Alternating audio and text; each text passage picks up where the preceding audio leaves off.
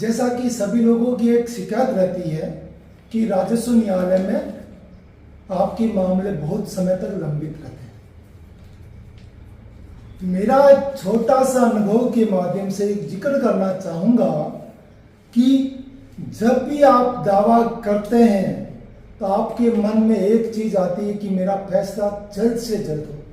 तो उसके लिए आपको दो चीजें आपको ध्यान में हमेशा दावा करते समय या प्रार्थना पत्र पेश करते समय रखनी है। जब भी आप दावा पेश करते हैं तो पहली बात में आपको क्या करना होता है कि जितने भी पुराने दस्तावेज हैं, पुराने डॉक्यूमेंट हैं, पुराने म्यूटेशन है, पुरानी जमाबंदी है, पुरानी गिरदावरी है, वो 2000 सेटलमेंट से लेकर वर्तमान तक की समय की सारी जमाबंदियां, सारी गिरदावरी और सारे डॉक्यूमेंट को आपको संबंधित तहसील से या संबंधित भू अभिलेख कार्यालय से आपको प्राप्त करके उस दावे के साथ पेश करना।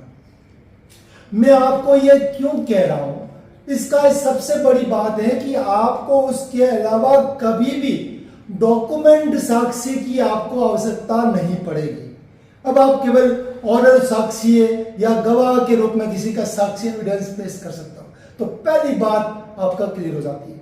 दूसरी बात, प्रतिवादी जब भी आपका जवाब, आपके दावे का जवाब पत्र पेश करेगा तो आपने जो डॉक्यूमेंट दिए हैं या तो उनको स्वीकार करेगा या उसको खारिज करेगा। अगर वो स्वीकार करता है तो आपके दावे में लगभग 60 से 70% जीत निश्चित हो गई।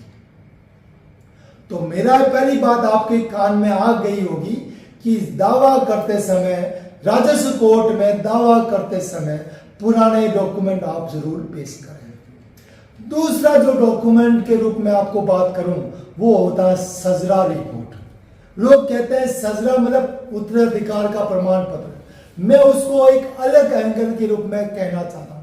सजरा उत्तराधिकार के रूप में भी होता है और सजरा आपके पास उस जमीन का हक किस रूप में, किस चैनल से आया है, वो सजरा आप साथ में जरूर लगाएं।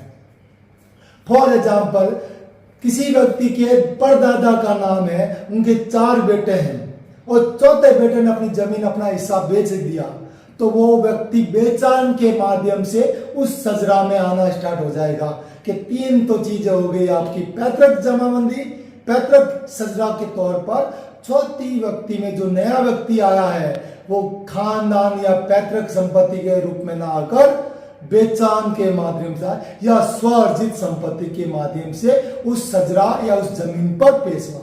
तो जब भी आप सजरा पेश करते हैं तो सजरा में जहां जहां आपका चैनल परिवर्तन हुआ उसके साथ उस मिसल बंदोबस्त या फिर नामांतरण की जिक्र कर दें या फौतगी का लिख दिया, बेचनामा, ये दोनों चीजें करते हैं तो आप लगभग 70 से 80% उस दावे में जीत निश्चित हो जाती है।